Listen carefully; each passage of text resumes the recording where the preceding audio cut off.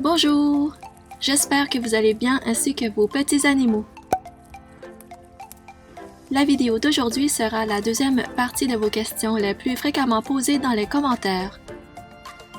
Je sais que j'ai partagé plusieurs vidéos sur divers sujets et s'il y a encore des questions auxquelles vous aimeriez avoir une réponse, laissez un commentaire ci-dessous pour une possible partie 3. Donc, sans plus tarder, la partie 2. Il y a des dépôts blanchâtres sur la litière. C'est quoi? Et est-ce que c'est grave? Ces genres de dépôts que vous retrouvez dans la cage, qui sont beaucoup plus visibles lorsque vous avez une litière en polaire, sont de l'urine qui contient beaucoup de calcium. Lorsque la diète de votre cochon d'Inde contient trop de calcium, l'excès de calcium doit s'éliminer et passe par les urines. Quand votre cochon d'Inde vient tout juste de faire pipi, son urine sera d'aspect laiteux et lorsqu'elle s'assèche, vous trouverez un dépôt poudreux similaire à de la craie. Il n'est pas nécessaire de s'inquiéter lorsque votre cochon d'Inde présente ce genre de pipi de temps en temps. Par contre, si son urine est souvent haute en calcium, il faudra modifier sa diète en optant pour de la nourriture contenant le moins de taux de calcium possible. Sa nourriture inclut le foin, les légumes, les granulés et l'eau.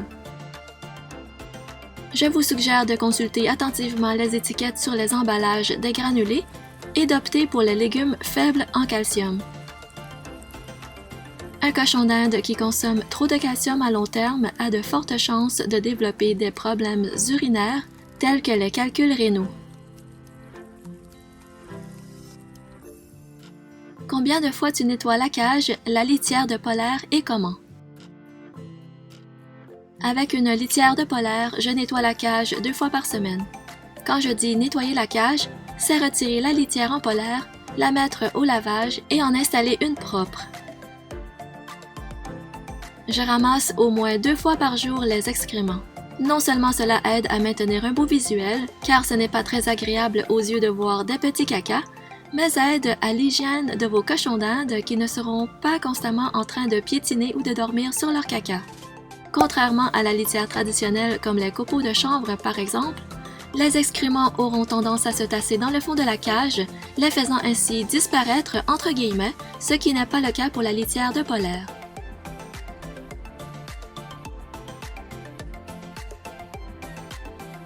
Je change leurs coins toilettes et les coussinets dans les cachettes une fois par jour et au besoin. Encore une fois, vous saurez ce qui est le mieux pour vous et vos cochons d'Inde. Pour nettoyer et entretenir la litière de polaire, il est important de bien suivre les recommandations du fabricant. En règle générale, il est important d'utiliser un détergent sans odeur car les cochons d'Inde ont un odorat très sensible, ni additifs tels que les assouplissants textiles. Les assouplisseurs à tissu vont altérer la capacité d'absorption du polaire, de même que les feuillets assouplisseurs pour la sécheuse.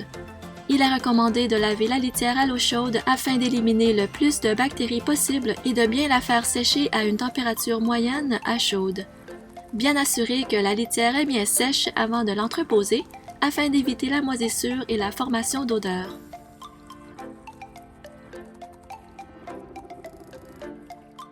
Mes parents ne veulent pas adopter de cochon d'Inde et ou n'en veulent pas un deuxième. Quoi faire? Il est important de comprendre d'abord les raisons de la décision de vos parents. Il peut y avoir des contraintes budgétaires dont vous n'êtes pas au courant, un manque d'espace physique dans la maison ou simplement un manque de temps en général. Ce sont toutes des raisons valables et même si cela peut être difficile pour vous, il est important de comprendre que c'est vraiment pour le mieux. Si vos parents ne sont pas aussi instruits que vous sur ces petites boules de poils et ne savent pas l'importance d'en avoir une paire, aidez-les à en savoir plus sur ces merveilleux animaux de compagnie en leur fournissant diverses ressources et vous pouvez même les faire visionner certaines de mes vidéos. Quel que soit le résultat, mon conseil pour vous est que ce n'est pas parce que c'est un non aujourd'hui que ce sera un non pour toujours. Donnez du temps à vos parents et reparlez-en avec eux dans quelques mois. La situation actuelle de vos parents peut changer et votre rêve d'adopter un cochon d'Inde ou d'ajouter un autre cochon d'Inde pourrait devenir réalité.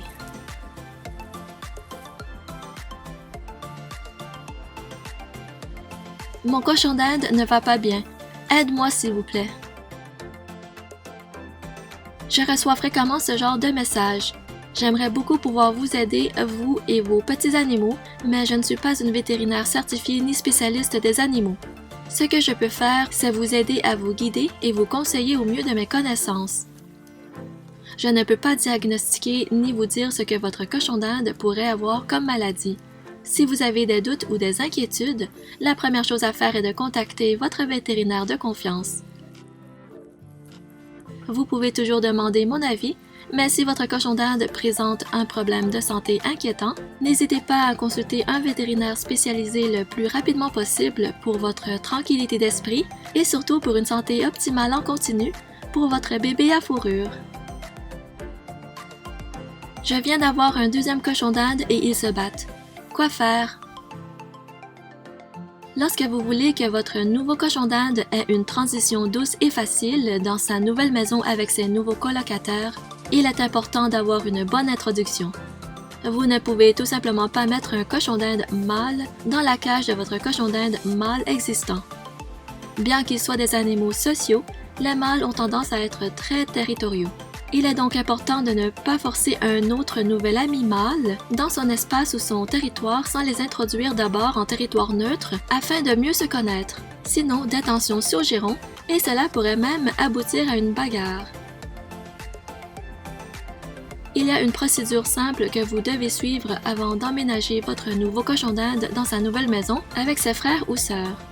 La quarantaine d'abord, puis l'introduction neutre. La quarantaine empêche la possibilité que les maladies du nouveau venu se propagent aux animaux existants, et l'introduction neutre, c'est-à-dire avoir l'introduction dans un endroit qu'aucun cochon d'Inde n'a été auparavant, aide à avoir l'harmonie dans le milieu de vie. Surtout pour les mâles, cette rencontre leur permettra également de déterminer entre eux la hiérarchie et qui sera le chien alpha ou dans ce cas le cochon d'Inde alpha. Cela se produit généralement avec des comportements agressifs, alors ne vous inquiétez pas. N'oubliez pas que ce n'est qu'après une introduction réussie que vous pourrez les intégrer ensemble. Si l'introduction a mal tourné, c'est-à-dire qu'un des cochons d'Inde est blessé, vous allez devoir les séparer.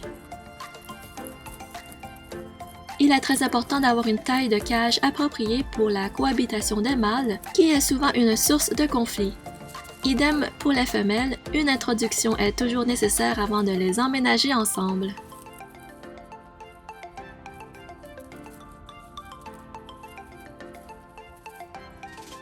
C'est déjà terminé. Je vous invite à mettre dans les commentaires les sujets que vous aimeriez que j'aborde plus en détail.